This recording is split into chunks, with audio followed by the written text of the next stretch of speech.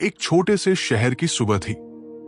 सड़क पर दूधवाले की साइकिल की घंटी बहुत दूर से सुनाई दे रही थी। कहीं मंदिर से आरती की धीमी आवाज आ रही थी, तो कहीं चाय की दुकान पर पहले ग्राहक के गिलास खनक रहे थे। सूरज निकल चुका था, लेकिन उस गली के आखिरी छोर पर बने एक छोटे से घर में अब भी अंधेरा था। ऐसा अंधेरा जो सिर्फ रोशनी की कमी नहीं था, बल्कि जिंदगी की थकान, जिम्मेदारियों और अनकहे दर्द से भरा हुआ था।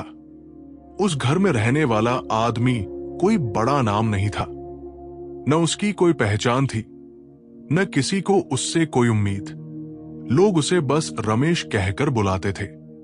एक साधारण मजदूर जो रोज सुबह अपने सपनों को जेब में डाल लेता था और अपने बच्चे का भविष्य कंधों पर उठाकर घर से निकल पड़ता था। रमेश की नींद कभी अलार्म से नहीं खुलती थी। उसका शरीर खुद उसे जगा देता था, जैसे उसे पता हो कि अगर वो देर से उठा तो घर का पहिया रुक जाएगा। वो धीरे धीरे करवट बदलता, जमीन पर रखी पुरानी चप्पल उठाता और बिना आवाज किए बाहर आ जाता। वो जानता था कि अंदर वाले कमरे में उसका बेटा गहरी नींद में सो रहा है। उसकी नींद टूटनी नहीं चाहिए थी, क्योंकि उस नींद में ही रमेश को उम्मीद दिखाई देती थी। अमन सिर्फ 8 साल का था, लेकिन उसकी आंखों में उम्र से ज्यादा समझ थी।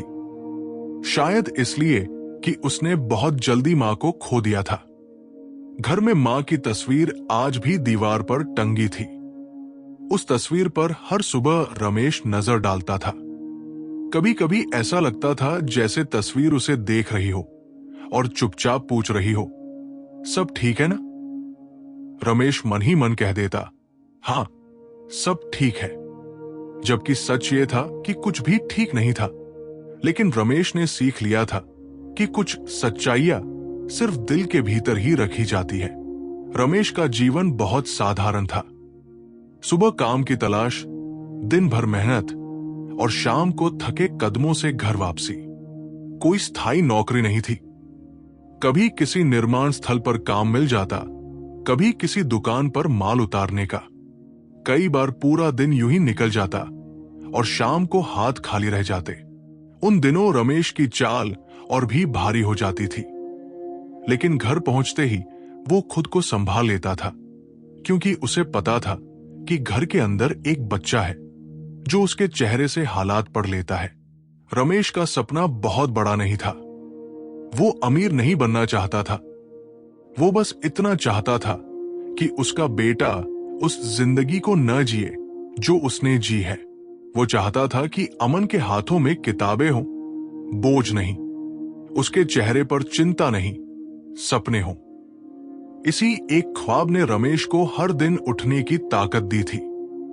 घर की हालत बहुत खराब थी।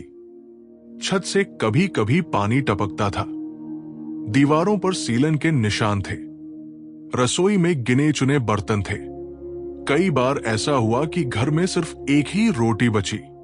उन रातों में रमेश चुपचाप वो रोटी अमन की थाली में रख देता, खुद पानी पीकर सो जाता। अमन मासूमियत से पूछता, पापा, आप क्यों नहीं खा रहे? रमेश मुस्कुराकर कह देता, मैं बाहर खा चुका हूं बेटा। वो झूठ रमेश के लिए आसान नहीं था, लेकिन उस झूठ में उसके बेटे की मुस्कान सुरक्षित थी। रमेश को भूख से ज्यादा डर इस बात का था कि कहीं अमन को उसकी गरीबी महसूस न हो जाए। इसलिए वो हर हाल में कोशिश करता कि बेटे को कम से कम चीजों की कमी न लगे। कई बार उसने अपनी चाय छोड़ दी ताकि अमन को दूध मिल सके। कई बार उसने नए कपड़े नहीं खरीदे ताकि अमन के जूते आ सके। जब काम नहीं मिलता, रमेश रेलवे स्टेशन चला जाता। वहां वो यात्रियों का सामान उठा देता, कभी किसी बूढ़े को प्लेटफॉर्म पार करा देता। बदले में कभी 10 रुपए मिलते, कभी सिर्फ दुआ। उसके हाथों में छाले पड़ गए थे, पीठ में हमेशा दर्द रहता था, लेकिन उसने कभी किसी से शिकायत नहीं की। वो जानता था कि अगर वो रोया तो उसका बेटा कमजोर हो जाएगा। रात को घर लौटते वक्त रमेश अक्सर अमन के लिए कुछ न कुछ लेकर आता। कभी टूटी फूटी चॉकलेट, कभी सस्ती पेंसिल। अमन की आंखों में चमक आ जाती। वो नहीं जानता था कि वो छोटी सी खुशी उसके पिता ने कितनी बड़ी कीमत देकर खरीदी है। एक दिन स्कूल में टीचर ने कहा कि बच्चों को नए जूते लाने हैं। अमन ने घर आकर डरते डरते ये बात बताई। रमेश ने बिना सोचे सिर हिलाया और कहा, ले आएंगे। उस रात रमेश देर तक जागता रहा। उसकी जेब में पैसे नहीं थे। अगले दिन उसने अतिरिक्त काम ढूंढा। धूप तेज थी, शरीर थका हुआ था, लेकिन उसने खुद से कहा, यह दर्द भी चुप रहेगा। समय बीतता गया, हालात वही रहे, लेकिन रमेश की चुप लड़ाई चलती रही। फिर एक रात आई जिसने सब कुछ बदल दिया। उस रात तेज बारिश हो रही थी। गली में पानी भर गया था। रमेश भीगा हुआ घर लौटा। उसके कपड़े शरीर से चिपके थे। जूतों में पानी भरा था। अंदर अमन सो रहा था। रमेश ने उसे नहीं जगाया। वो दीवार के सहारे बैठ गया। शायद शरीर ने जवाब दे दिया था। अगले ही पल वो जमीन पर गिर पड़ा। पड़ोसियों ने आवाज सुनी। दरवाजा खोला। रमेश बेहोश पड़ा था। किसी ने पानी के छींटे मारे। किसी ने ऑटो बुलाया। अस्पताल पहुंचे। डॉक्टर ने कहा, बहुत कमजोरी है, कई दिनों से ठीक से खाना नहीं खाया। अमन एक कोने में खड़ा सब सुन रहा था। पहली बार उसने अपने पिता को इस हालत में देखा। पहली बार उसे एहसास हुआ कि उसके पापा भी इंसान हैं। उस रात रमेश रो पड़ा। अमन ने उसका हाथ पकड़ लिया।